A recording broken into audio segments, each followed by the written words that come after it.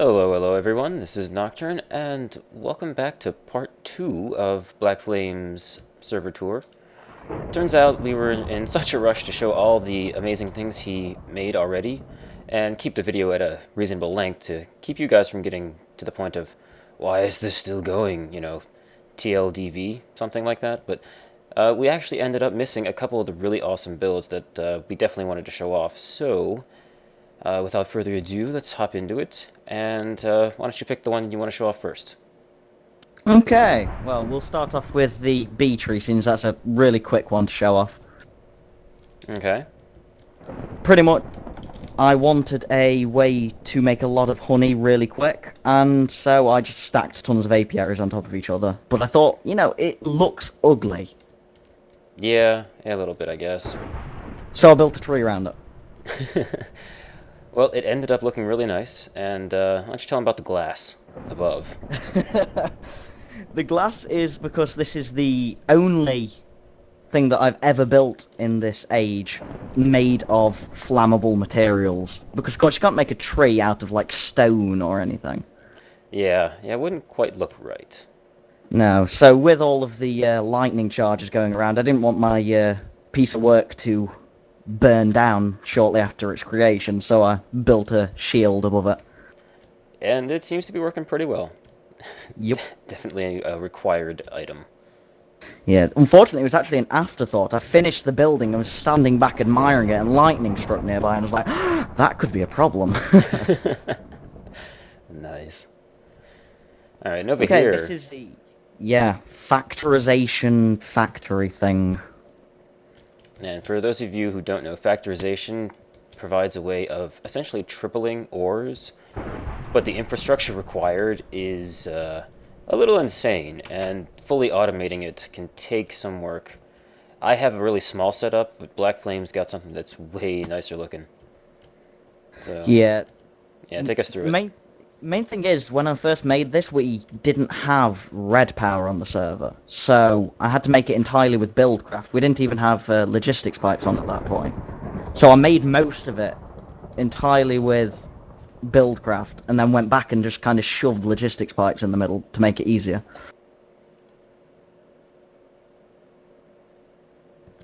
But yeah, so this is the input chest over here.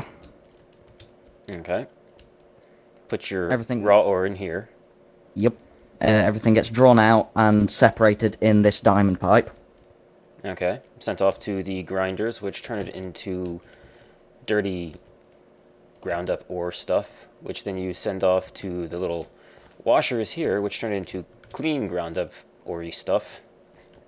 And then you send them off to what? Isn't there a third step? No, there's just the three machines.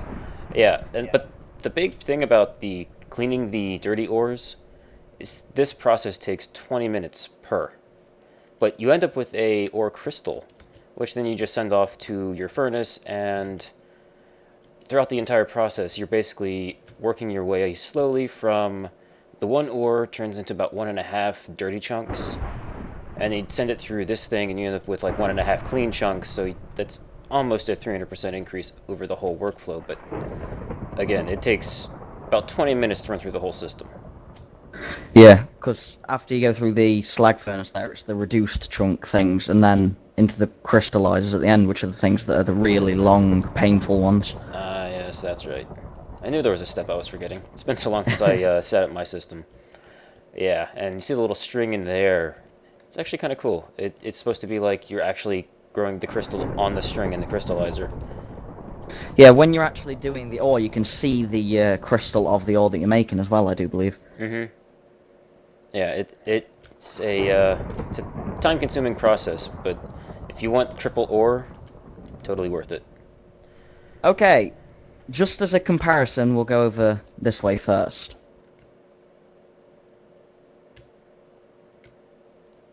For anyone that's never seen one, this is what a maximum size quarry hole looks like. Yeah, dug from surface to bedrock with some water left over at the bottom for solidifying lava. Yeah, it's the only reason that's still there is because I've never been bothered to actually pump it out again. Okay, so regular, untouched remnants of a quarry. Now, look at what he has done with one of his first quarries. Same hole that he's now turned into this lovely causeway, spillway, whatever you want to call it, leading into this nice, serene lake in the middle of a valley, all coming from his fully 100% functional hydroelectric dam. This thing is just wow. How long did it take you? Yeah, probably my favorite build I've ever done, really. It's really a very, very nice looking build. So I think if we come all the way up here, we can take a quick little tour on the inside. Yep.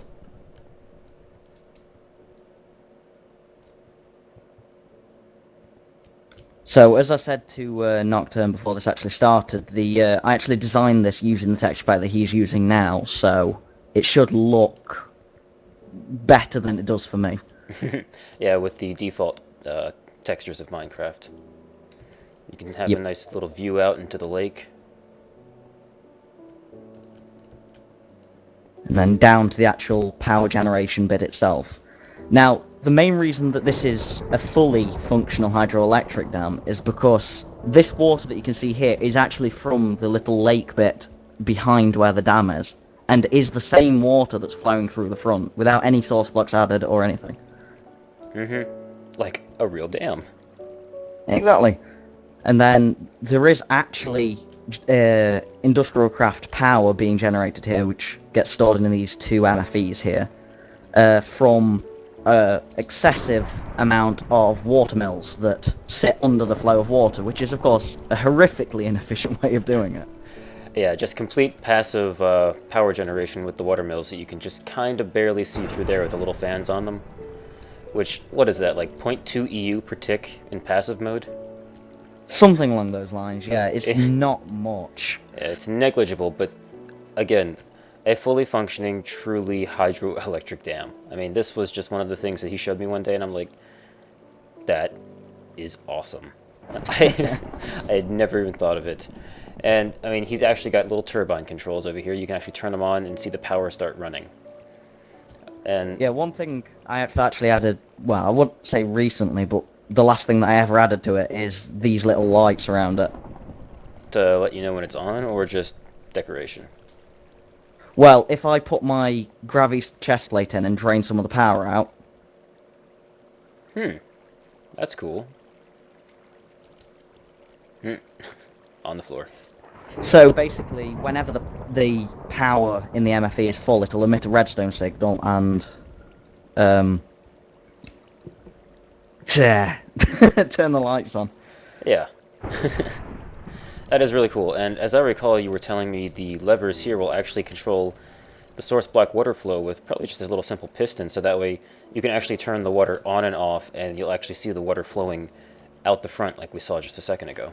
Yeah, so if I turn like the turbine 3 off now, where both levers have to go off, may have just heard a piston in the background, and there goes the water flow. Yep. And he's just sealed things up. It's very cool. Now, one thing that I've never actually admitted before is out of the 5 water flows that you see on the front, only 3 of them are actually source things. There are I think it's number 5 and number 1 are just source blocks in the back because the lake at the back isn't wide enough. Sounds like a future terraforming project. Oh god, not another one. Let's go ahead and up top and take a look at the little lake behind, because I don't think I quite showed that. Yeah, right here. So it's really something quite impressive, and I think, like I said already, this is one of the most impressive builds I've seen on the server. It's I don't know, if I had to compare between this and Merrick's airship, I don't think I could pick. Well, that's a compliment in itself. Okay, here we are back at Archangel Tower, and BlackFlame has been hard at work again with some changes and updates to this that he insisted we see because, well, I'm sure it's going to be awesome, so let's get ready to enjoy the sights. Well, this is the inner wall that I decided to build. So when I first started designing the city itself around it, I thought to myself, I didn't want the tower to be a like castle or anything for a king. I wanted it to more be like, town hall for the people of the city. So you can still walk in and everything around the inner wall.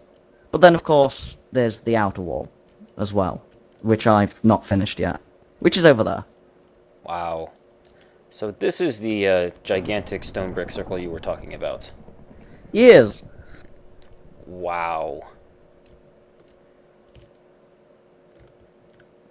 Now, technically speaking, it's not a circle if you fly up far enough and look down at it. It's kind of like a rounded octagon. Let's see. Yes, I'm looking at it on the mini-map. Yeah, mainly because I was going to use one of those circle templates online to make the circle perfect, but they don't go this big. Wow. That speaks volumes. That alone. Yeah. You can see the little cross bridge here, which is there's going to be 4 of those separating up the different districts of the town once they're all built. Which will also be a way to get from the inner ring wall to the outer ring wall as well. Well, this is, again, amazing looking. Oh, and you've been playing around with furniture craft. Yep, for the first time. Nice. Yeah, there's some fun stuff in this little mod we've got on the server. An actual kitchen sink. Nice. Yeah, this is the beginnings of the. I want to say poor district, but I'm trying to make it so that no one in the city is truly poor. It's just that they're not quite as upper class as the upper class area. Occupado! Oh, wow. That was... I did not expect to actually sit down. Yeah. See, those are just an excuse to not have to put a toilet in every single one of the houses because they're kind of boring to make.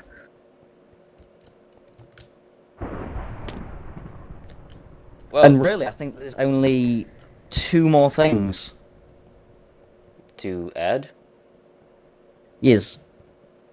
The one...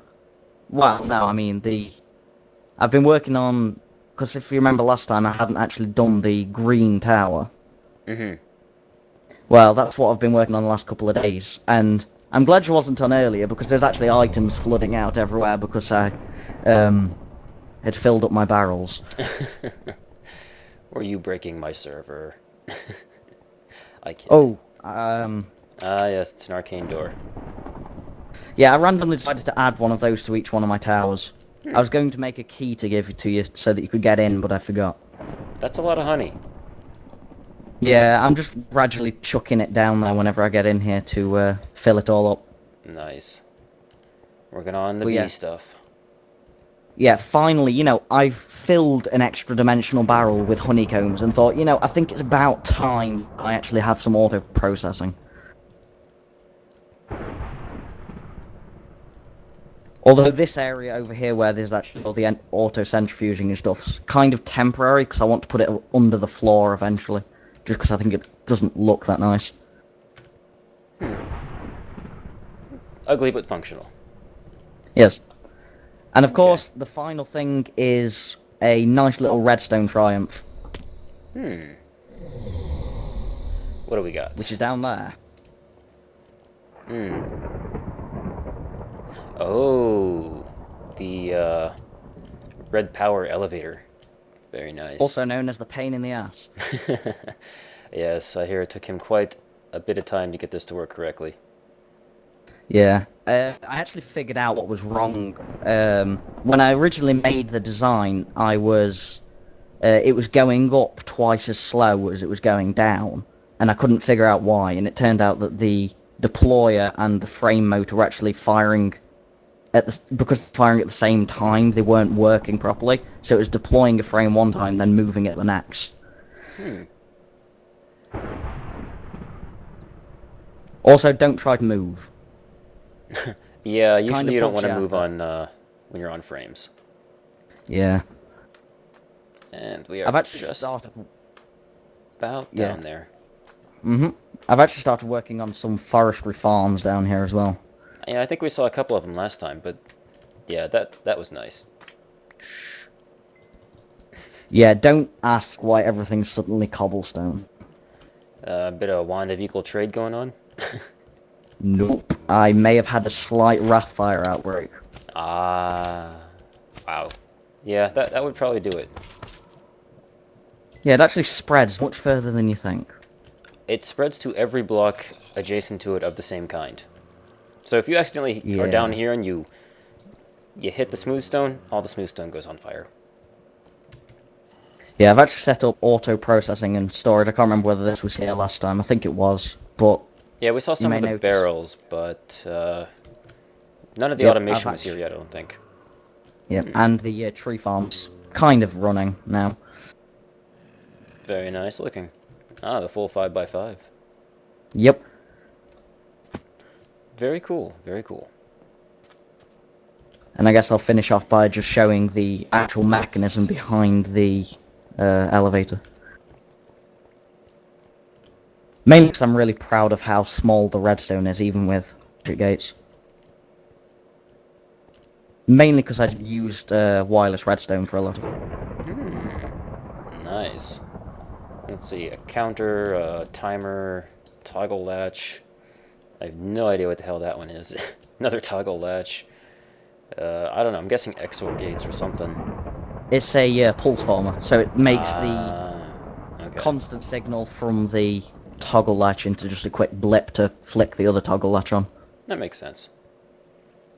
That So pretty much is... all it does is when one side gets power, it flicks this toggle latch over so that the timer starts running. Every time that the timer runs, it triggers the wireless signal and adds one to the counter. And then once the counter gets through to its max side, it minuses all of the count back off of itself and flicks the toggle latch back into the off state again. Yeah, this is definitely compact. It looks nice. One of the I great just like it because things... it's symmetrical. That too. But yeah, one of the great things about Red Power is just how compact you can make everything. That was good. Very nice.